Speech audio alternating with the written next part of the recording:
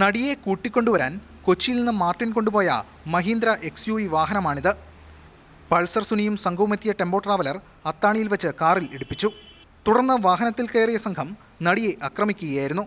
Forensic വിഭാഗം നടത്തിയ പരിശോധനയിൽ ടെമ്പോ ട്രാവലർ കാറിലിടിച്ചതിന്റെ പാടുകളും കേസിന് ബലം പകരുന്ന ശാസ്ത്രീയ തെളിവുകളും കണ്ടെത്തി.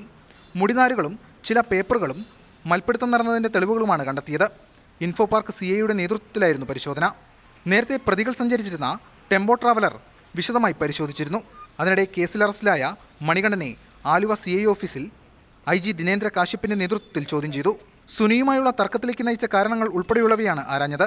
കൂടാതെ സുനിയുടെ സഹോദരിയെയും ഭർത്താവിനെയും ആലുവ CI ഓഫീസിൽ വിളിച്ചുവരുത്തി പോലീസ് ചോദ്യം ചെയ്തു. സുനിക്ക് ഏറ്റവും അടുപ്പമുണ്ടായിരുന്നത് സഹോദരിയോടായിരുന്നു.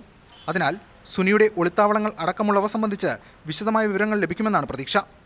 മുൻപ് കേസുകൾ ഉണ്ടായപ്പോൾ സുനി എവിടെയാണ് താമസിച്ചതെന്ന് അടക്കമുള്ള വിവരങ്ങളും പോലീസ് ശേഖരിച്ചിട്ടുണ്ട്. ക്യാമറാമാൻ ബിനു പാവുമ്പയ്ക്കൊപ്പം S. ഷാഗിൻ, മാതൃഭൂമി ന്യൂസ്, കൊച്ചി.